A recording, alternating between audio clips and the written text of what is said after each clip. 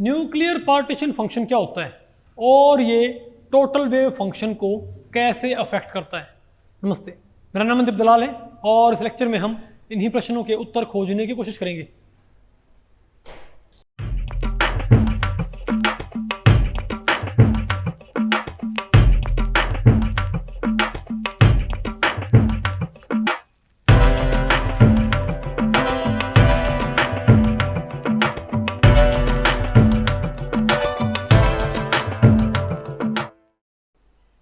Okay, तो बताओ भाई अब हमें क्या पढ़ना है।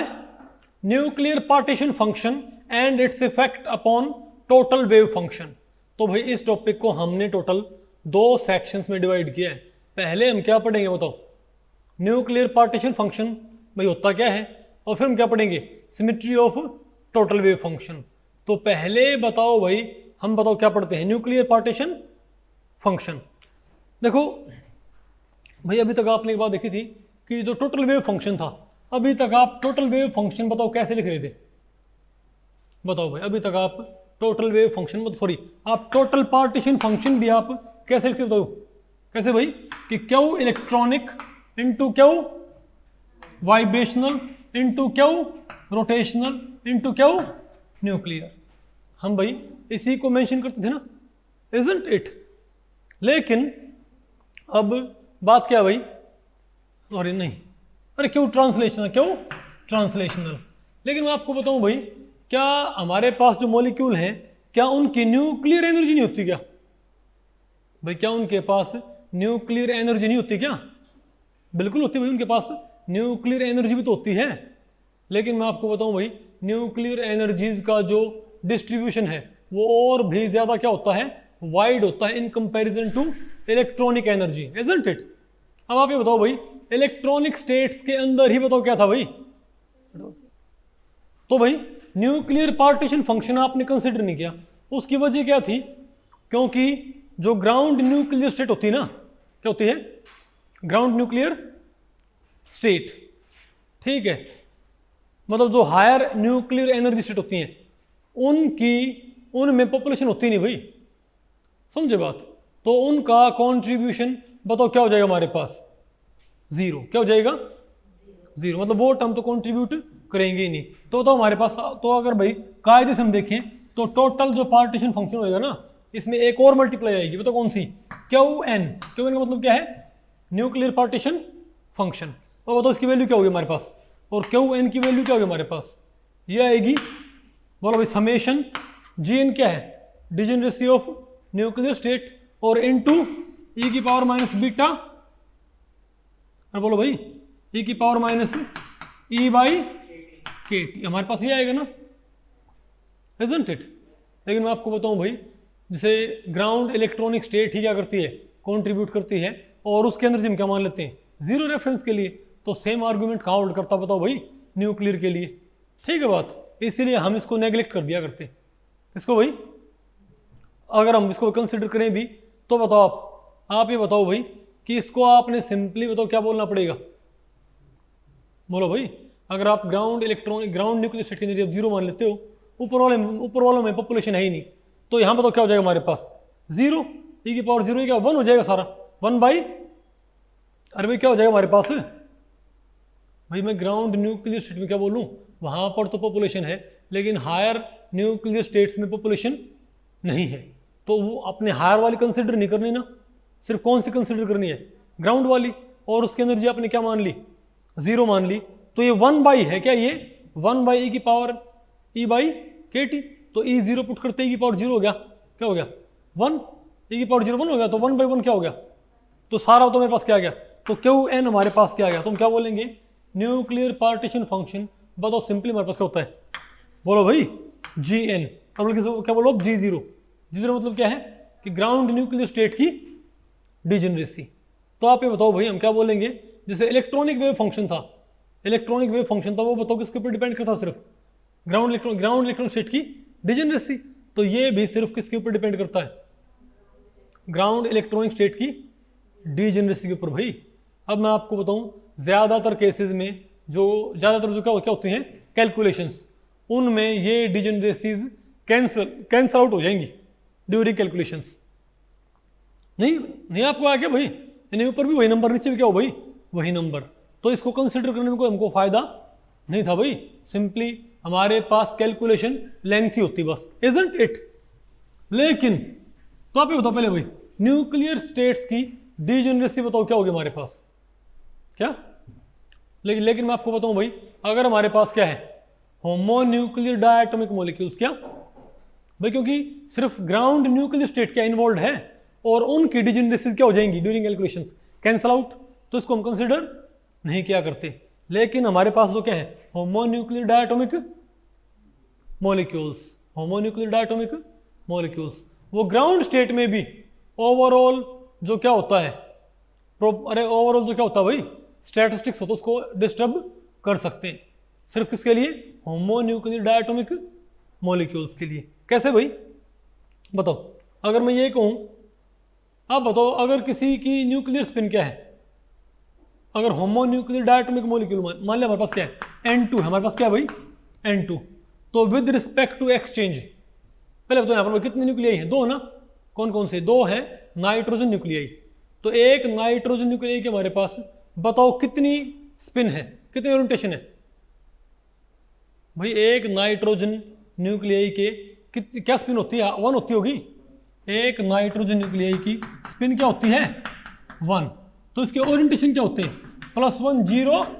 -1, दूसरे की भी न्यूक्लियर स्पिन क्या होती है 1, इसके ओरिएंटेशन क्या होते हैं +1 0 और -1, बोलो भाई, तो जो हमारे पास मॉलिक्यूल क्या बनेंगे न्यूक्लियर स्पिन वेव फंक्शंस, क्या बनेंगे भाई हमारे पास मॉलिक्यूल के जो क्या बनेंगे न्यूक्लियर स्पिन वेव फंक्शंस, वो पता कितने बनेंगे, total nuclear spin wave functions बताओ कितने बनेंगे, इनके मल्टीप्लाई करियो 3 3 9, इसका मतलब क्या बताओ भाई, बताओ इसका मतलब क्या हुआ कि total nuclear spin wave functions बताओ कितने बनेंगे हमारे पास N2 के, बोलो भाई, क्योंकि एक नाइट्रोजन एटम की न्यूक्लियर स्पिन क्या है 1, तो उसके क्या है 3 ओरिएंटेशन, दूसरे नाइट्रोजन एटम की भी न्यूक्लियर स्पिन क्या है 1, उसके भी क्या है 3 ओरिएंटेशन, तो 3 3 9 हमारे पास क्या बनेंगे total nuclear spin wave functions.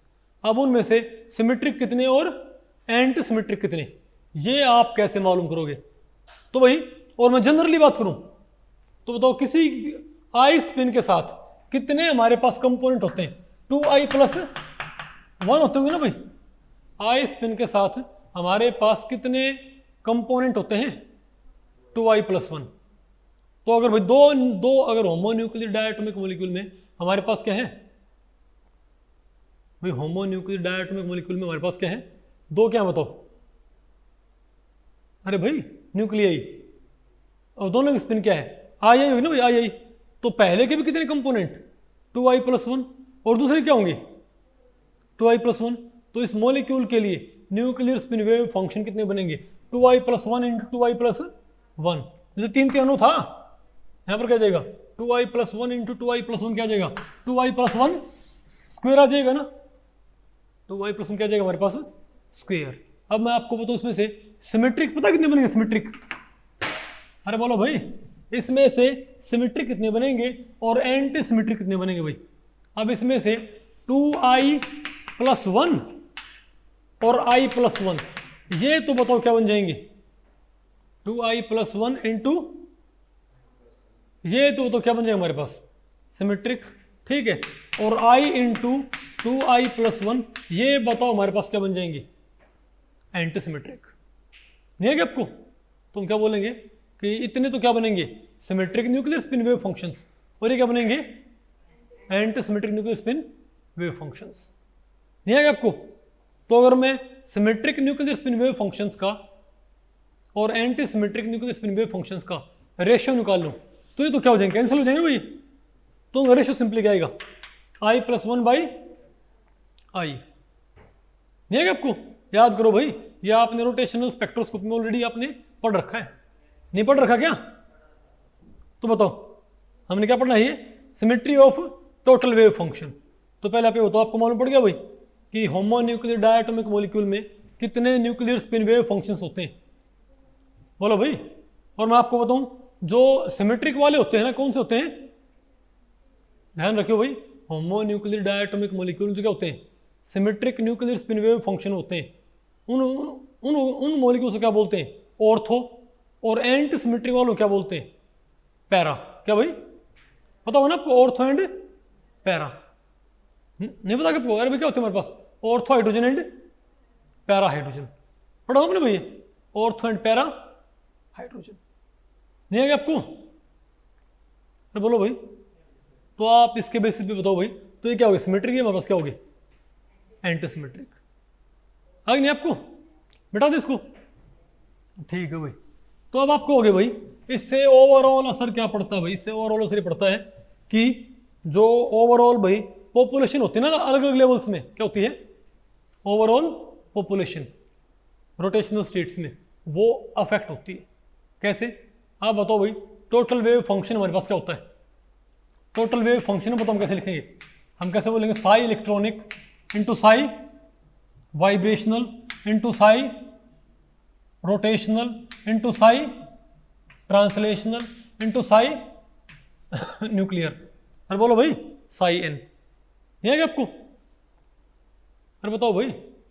तो अब आप मुझे बताओ, अब मैं आपको बताऊं भाई, जो साई इलेक्ट्रॉनिक होता है ये ज्यादातर डायटोमिक मॉलिक्यूल के लिए, दो पार्टिकल्स के एक्सचेंज के लिए क्या होता है, सिमेट्रिक। क्या होता है ये? अरे भाई जो साई इलेक्ट्रॉनिक होता है ये ज्यादातर डायटोमिक मॉलिक्यूल्स में क्या होता है, सिमेट्रिक। भाई आपको पता होना चाहिए कि, अच्छा बताओ भाई, एक होते हैं बोसोन, एक होते हैं फर्मिसोन। जो बोस आइंस्टाइन स्टैटिस्टिक्स फॉलो करे क्या होते हैं, बोसोन। और वो कौन से होते हैं, जिनकी स्पिन क्या होती है, बोलो भाई, बोसोन की इंटीग्रल 0 1 2 3 4, ये कौन क्या होते हैं, बोसोन। और हाफ इंटीग्रल वाले 1/2 3/2 5/2, ये क्या होते हैं, फर्मियंस। पता हो ना आपको, बोसोन एंड फर्मियंस। तो जो भाई बोसोन होते हैं इनके लिए टोटल वेव फंक्शन कैसा एक्सेप्टेबल होता है, क्वांटम मैकेनिकली सिमेट्रिक। और इनके लिए क्या होता है, एंटी सिमेट्रिक। तो ध्यान रखियो भाई, बोसोन के लिए कैसा फंक्शन अलाउड होता है, आइडेंटिकल बोसोन के एक्सचेंज के लिए, आइडेंटिकल बोसोन्स के एक्सचेंज के लिए कैसा फंक्शन वैलिड होता है, सिमेट्रिक। आइडेंटिकल फर्मियंस के एक्सचेंज के लिए एंटी सिमेट्रिक। नहीं पता आपको पहले पड़ी? और हमको पता भाई जो हमारे पास क्या होते हैं न्यूक्लियाई, वो या तो क्या होते हैं बोसोन, या बताओ क्या भाई, फर्मियंस, इजंट इट। तो आपने देखना है कि हमको पता, और ध्यान रखियो सिमेट्रिक इंटू सिमेट्रिक क्या आएगा, सिमेट्रिक। जैसे प्लस प्लस क्या होता है प्लस, माइनस माइनस क्या होता है प्लस, प्लस माइनस क्या होता है माइनस, और भाई माइनस प्लस भी क्या होगा, माइनस। तो सिमिलरली भाई symmetric symmetric symmetric, anti symmetric anti symmetric symmetric, symmetric anti symmetric anti symmetric. तो इसके बेसिस पे आप मुझे बताओ, अगर मान लिया हम एक बात करें भाई, कि मान लिया हमारे पास क्या है, बताओ भाई, बोसोन है हमारे पास, क्या है, बोसोन है, ठीक है। तो अगर हम बात करें पहले बोसोन्स की, किसकी भाई, यानी डायटोमिक मॉलिक्यूल में किस तरह के पार्टिकल्स हैं, बोसोन वाला। जैसे N2 वाला, क्या हमारे पास क्या है, N2 में क्या होते हैं, न्यूक्लियर स्पिन 1 1 होते हैं ना भाई, क्या होती हैं 1। तो मैं आपको बताऊं भाई कि साई इलेक्ट्रॉनिक क्या होता है यूजुअली, बताओ। तो दो पार्टिकल के एक्सचेंज के लिए साई इलेक्ट्रॉनिक क्या होता है, जनरली सिमेट्रिक होता है। अरे भाई ग्राउंड स्टेट में आपने पता करना होता है, ये क्या होता है, सिमेट्रिक, ठीक है बात। और साई वाइब्रेशनल भी क्या होता है, बताओ, साई वाइब्रेशनल भी क्या होता है, बताओ भाई, सिमेट्रिक। ये भी क्या होता है, ये सिमेट्रिक होता है ये, ठीक है बात। और साई रोटेशनल क्या होता है, बताओ, मैं आपको बताऊं। तो ये पता लगता है हमको जे -1 की पावर जे से -1 की पावर, तो जे की वैल्यू क्या हो, E1, तो क्या आएगा, सिमेट्रिक। अगर प्लस का है तो सिमेट्रिक, माइनस आए तो, बोलो भाई। तो अगर आपने जे क्या पुट किया 0 2 4 6 8, तो क्या आएगा, सिमेट्रिक। और 1 3 5 7 9 पुट किया तो एंटी सिमेट्रिक। तो हम क्या बोलेंगे भाई, तो इनका तो क्या रहेगा, तुम क्या बोलेंगे कि सिमेट्रिक तो कौन होंगे, जे E1 तो क्या होंगे, सिमेट्रिक है ना। और एंटी सिमेट्रिक क्या होंगे, जे ओड। नहीं है आपको? और मैं आपको बताऊं भाई, अरे तो क्या हमारे पास साई ट्रांसलेशनल, ये भी क्या होता है, सिमेट्रिक ही होता है। क्या होता है ये, इसको लिखो चाहे मत लिखो भाई, नहीं है क्या आपको भाई, ये भी क्या होता है, साई ट्रांसलेशनल। सिमेट्रिक, तो इसको सिमेट्रिक बोल दो, सिमेट्रिक सिमेट्रिक, ठीक है ना बात। इलेक्ट्रॉनिक, वाइब्रेशनल, ये और ये, ठीक है बात। तो आप एक बार चेक करो भाई बोसॉन्स के लिए, किसके लिए भाई, बोसॉन्स के लिए, ठीक है। तो बताओ बोसॉन में क्या आएगा, तो अगर बोसॉन है तो बोसॉन में सिमेट्रिक वेव फंक्शन भी होते हैं। अरे भैया किसका रिकॉर्ड है, इलेक्ट्रॉनिक का, वाइब्रेशनल का, रोटेशनल का, ये किसका है, ट्रांसलेशनल का। अब बताओ बोसॉन में क्या होता है, सिमेट्रिक वेव फंक्शंस, क्या सिमेट्रिक वेव फंक्शंस का नंबर क्या होता है बताओ बोसॉन्स में। अरे सभी में सिमेट्रिक वेव फंक्शंस का बताओ नंबर क्या होता है, बोलो भाई क्या होता है, आई प्लस, सिमेट्रिक कितने होते हैं, आई प्लस 1 और 2i प्लस 1, पता हो ना आपको भाई। और एंटी सिमेट्रिक का बताओ क्या होता है, i इंटू 2i प्लस 1, ये क्या होते हैं, एंटी सिमेट्रिक। बात आपको पहले पड़ गई भाई। तो भाई बोसॉन्स की अगर बात बोसॉन्स की है तो बताओ बोसॉन्स की पॉपुलेशन कैसे इफेक्ट होगी रोटेशनल लेवल्स में, बताओ तुम क्या बोलेंगे। बस सिंपल सी बात है, बताओ बोसॉन्स के लिए क्या है, जनरली इलेक्ट्रॉनिक सिमेट्रिक होगा, ये भी सिमेट्रिक। और अब आपने भाई चूज क्या करना बताओ, ये बोसॉन के लिए फंक्शन क्या होना चाहिए, सिमेट्रिक होना चाहिए। तो नाइट्रोजन में स्पिन क्या होती है हमारे पास, 1 होती है कि नहीं होती, ठीक है। तुम क्या बोलेंगे, तो भैया आप बताओ सिमेट्रिक, मैं कहूँ भाई टोटल वेव फंक्शन में कैसे बनाऊँ, इसकी मल्टीप्लाई इससे और इसकी इससे, मैंने ये कंसिडर कर लिया भाई JE1। बात आपको पहले पड़ गई। टोटल वेव फंक्शन में क्या मान लिया कि मॉलिक्यूल कहाँ है, JE1 में। तो symmetric into symmetric into symmetric, अरे भाई इनमें से कोई सब ले लो, इनमें से कोई सब ले लो भैया। तो अरे भैया तो सिमेट्रिक रहेगा, बोलने की जरूरत नहीं इसको, ठीक है। तुम क्या बोलेंगे, सिमेट्रिक सिमेट्रिक सिमेट्रिक सिमेट्रिक। तो ओवरऑल मल्टीप्लाई किया अभी तक सिमेट्रिक। अब मैंने ये लिया मल्टीप्लाई में ओवरऑल किया ये, तो क्या हो जाएगा, वैलिड नहीं रहेगा ना भैया। तो क्या चाहिए हमको, सिमेट्रिक। नहीं बात आपको पहले पड़ी, यानी कि symmetric nuclear spin wave function वाली N2, symmetric nuclear spin wave function वाली N2 सिर्फ कहां एग्जिस्ट कर सकती है, JE1 में। नहीं है आपको। और भाई बताओ सिमेट्रिक सिमेट्रिक, और मैंने ये कंसिडर कर लिया तो symmetric symmetric anti symmetric, multiply क्या हो चुकी है, एंटी सिमेट्रिक। और anti symmetric into symmetric anti symmetric, यानी कि अभी तक मल्टीप्लाई क्या है, एंटी सिमेट्रिक। भाई अब ये लिया तो ओवरऑल क्या आ जाएगा, एंटी। तो ये कंसिडर करना पड़ेगा, नहीं है आपको। तो मेरे पास क्या बताओ भाई, तुम क्या बोलेंगे, anti symmetric nuclear spin wave function वाली N2 सिर्फ कहां जाएगी बताओ भाई, जे ओड में भाई। नहीं बात आपको पहले पड़ी, यानी जे ओड में तो कौन बैठेगी, एंटी सिमेट्रिक N2। और JE1 में कौन बैठेगी, सिमेट्रिक N2। अब क्योंकि सिमेट्रिक N2 क्या है भाई, सिमेट्रिक N2 और anti symmetric N2 nuclear spin wave function corresponding, उनका रेशियो क्या होता है बताओ भाई, रेशियो कट जाएगा ना, क्या आएगा बताओ मेरे पास, i प्लस 1 बाई आई आएगा रेशियो सिमेट्रिक। और इनका स्टैटिस्टिकल वेट ये आएगा, इनका स्टैटिस्टिकल वेट रेशियो आएगा ना भाई मेरे पास, कि नहीं आया। अरे बताओ भाई, तो हम क्या बोलेंगे, आई यहाँ पर क्या पुट करो, 1 पुट करो, यहाँ पर क्या आएगा 1, तो 1 और 1 क्या हो गया 2। तुम क्या बोलेंगे कि जितनी हमारे पास क्या एग्जिस्ट क्या करती है भाई बताओ, जितनी एंटी सिमेट्रिक N2 होती है, सिमेट्रिक N2 से 2 गुना होती है। जितनी हमारे पास क्या होती है, anti symmetric N2 symmetric N2 से 2 गुना एग्जिस्ट करती है। नहीं है क्या आपको, अरे बोलो भाई। और चलो भाई, अरे बताओ, और अगर मैं बात करता है O2 के लिए, किसके लिए भाई, अगर मैं O2 के लिए बात करता है, O2 के लिए, तब बताओ क्या था हमारे पास, बताओ O2 के लिए बताओ हमारे पास क्या था, ये तो बोलो भाई क्या है हमारे पास, ये बस सिंपल सी बात है। यहां पर आपने O2 भी क्या बोसॉन ही तो है, सेम बात है, लेकिन यहां पर I क्या आ जाएगा 0, यानी यहां पर एंटी सिमेट्रिक O2 एग्जिस्ट ही नहीं करे, सिर्फ कौन एग्जिस्ट करेगा, सिमेट्रिक O2। नहीं आएगा आपको। अब बताओ फर्मियंस, अब फर्मियोन्स में हमारा भाई फेवरेट एग्जांपल कौन सा बताओ? N2 सॉरी H2, कौन सा भाई? H2। अब एक काम करो, अब चेक करो भाई, एक बार चेक करो ortho para hydrogen ratio, check करो भाई, गूगल में चेक करो ratio of ortho and para hydrogen. Ortho hydrogen क्या होती है बताओ? Ortho H2 and para H2। Ortho क्या है? 3 टाइम्स है ना पैरा से भाई, उसकी बताओ वजह क्या होती है बताओ?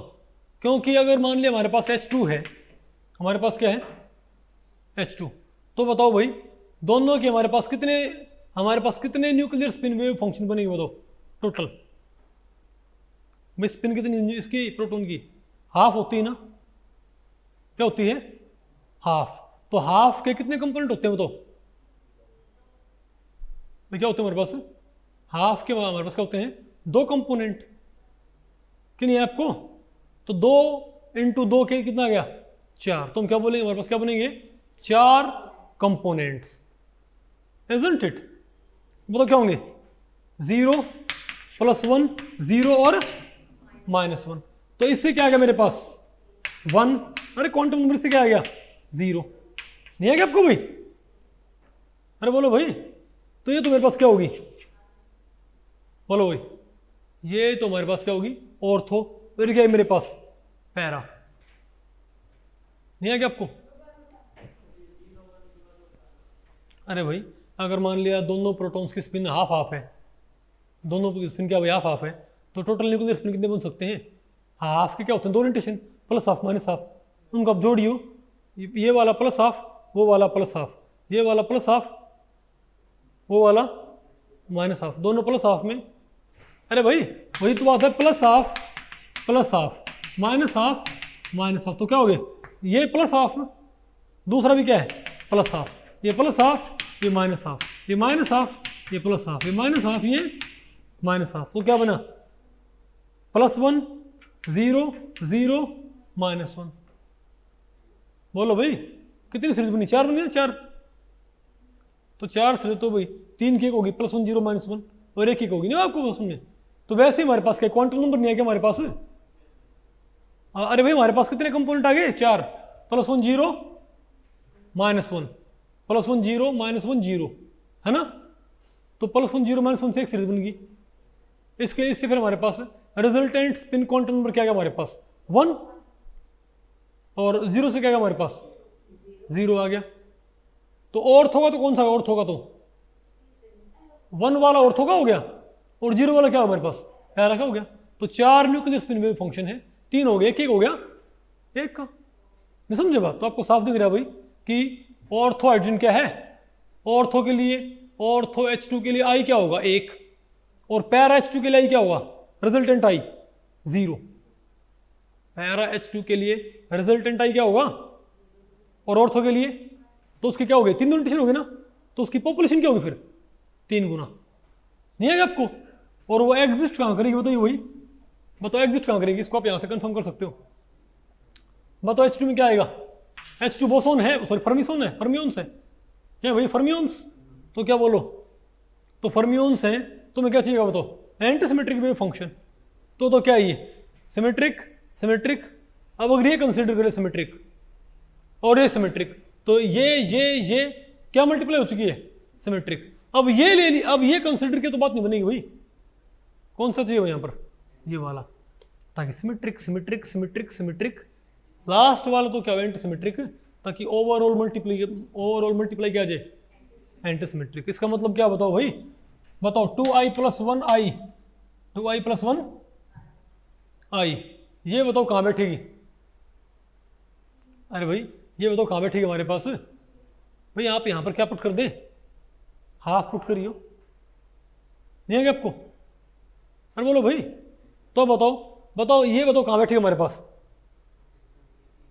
अरे भाई ये बताओ कहाँ बैठ जाए हमारे पास? बताओ कहाँ पर? ओड में, सॉरी। अब ये कहाँ बैठ जाएगी? सिमेट्रिक सिमेट्रिक सिमेट्रिक और एंटी सिमेट्रिक। तो हम क्या बोलेंगे कि एंटी सिमेट्रिक H2 कहाँ बैठेगी? JE1 में।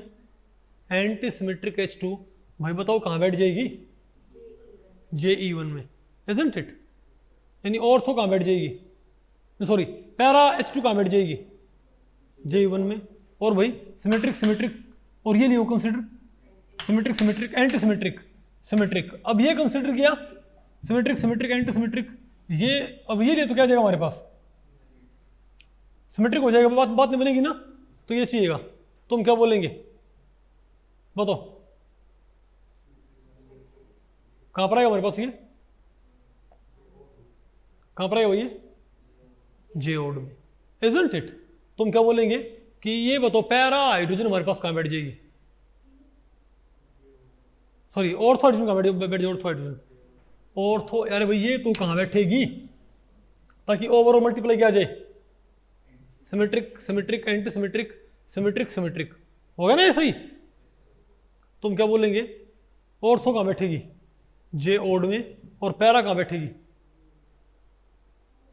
बोलो भाई JE1 में, नहीं है ना आपको ये, अरे बोलो भाई। अच्छा एक बात मैं आपको बताऊं भाई कि ज्यादातर मॉलिक्यूल जो होते हैं ना, ज्यादातर जो क्या होते हैं डायटोमिक मॉलिक्यूल्स, उनके लिए डायटोमिक मॉलिक्यूल्स के लिए मोमेंट ऑफ इनर्शिया कम होता है, डायटोमिक मॉलिक्यूल्स के लिए मोमेंट ऑफ इनर्शिया होता है भाई कम होता है। तो मैं आपको बताऊं इनके लिए न्यूक्लियर पार्टीशन फंक्शन और रोटेशनल पार्टीशन फंक्शन को सेपरेट किया जा सकता है, लेकिन भाई जो दूसरे मॉलिक्यूल ना उनके लिए आप न्यूक्लियर पार्टीशन फंक्शन को, जो बाकी पार्टीशन फंक्शन आप सेपरेट कर लेते हो, लेकिन औरों में काम नहीं कर सकते। नहीं है क्या आपको भाई, ये चीज़ मैंने आपको ऑलरेडी पहले पढ़ा रखी है, जो मैंने क्या पढ़ाया था आपको, अरे भाई effect of nuclear spin on rotational spectra, ये ऑलमोस्ट वही तो चीज़ है बिल्कुल, कि नहीं आपको ये बताओ। तो भाई इस लेक्चर में इतना ही। अगर इस लेक्चर के बारे में आपके कुछ प्रश्न या सुझाव हैं तो आप मुझे नीचे कमेंट सेक्शन में पूछ सकते हैं, मैं उनके उत्तर देने की पूरी कोशिश करूंगा। तो ठीक है, मिलते हैं अगले लेक्चर में, तब तक के लिए नमस्ते।